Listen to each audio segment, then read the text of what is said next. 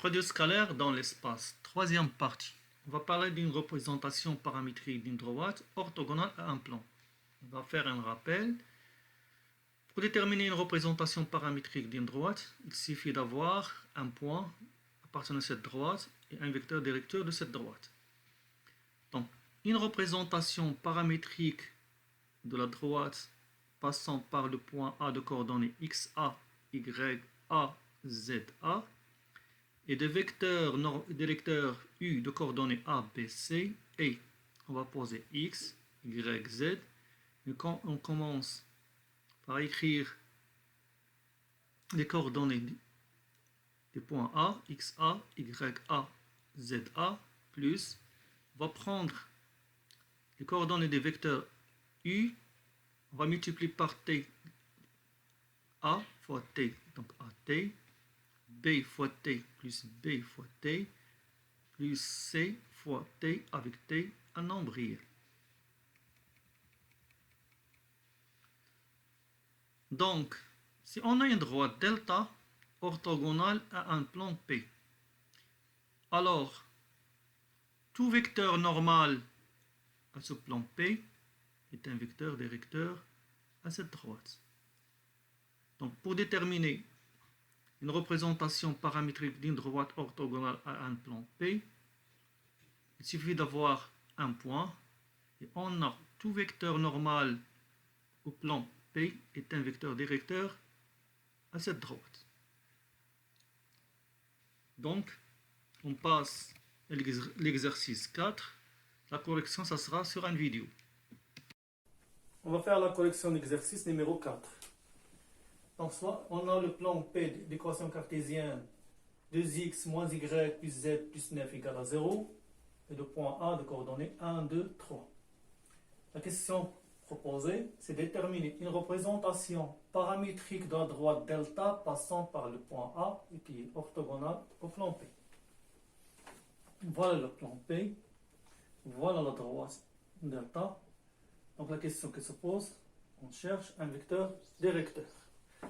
On remarque que ce vecteur directeur, la droite delta, est aussi un vecteur normal.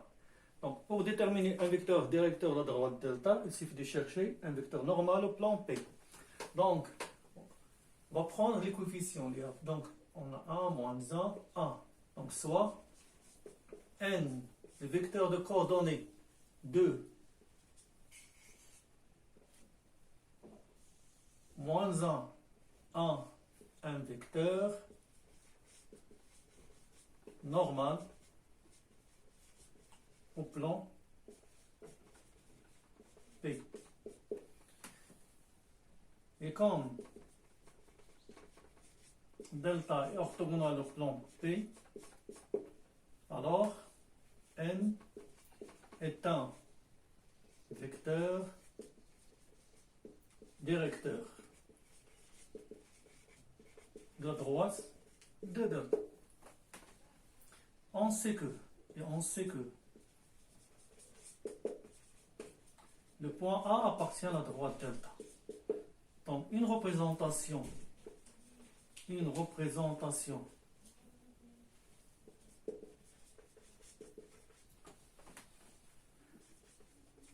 paramétrique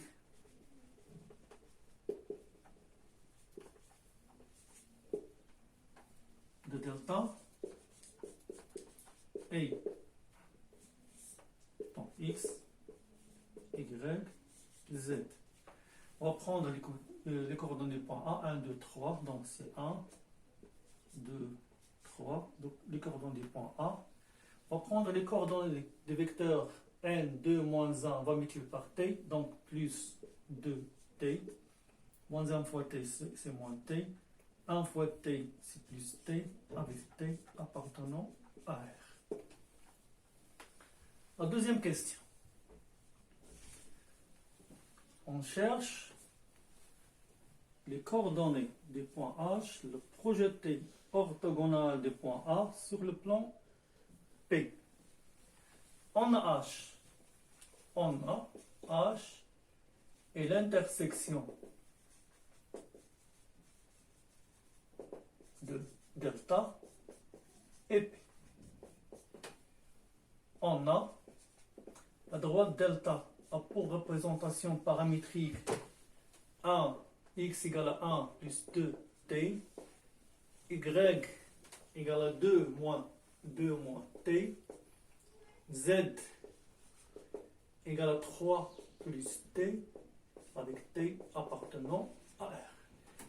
Et le plan P a pour équation cartésienne 2x moins y plus z plus 9 égale à 0.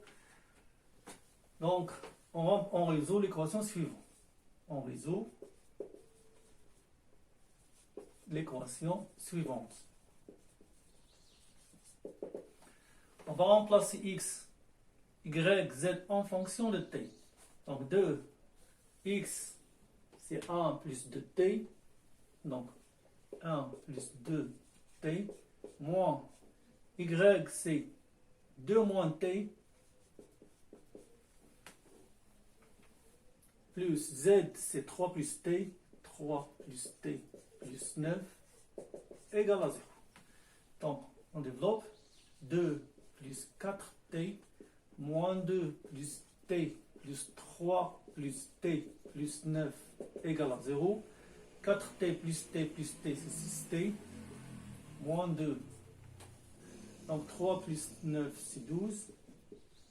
Égale à 0. Donc la valeur de t, ça sera moins 12 divisé par 6, c'est moins 2. On revient à la représentation paramétrique. Et on détermine les coordonnées de h. Donc les coordonnées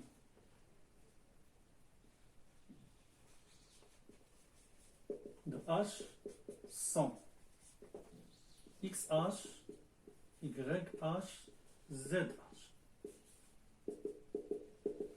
On remplace t par moins 2 dans la représentation paramétrique. Donc 1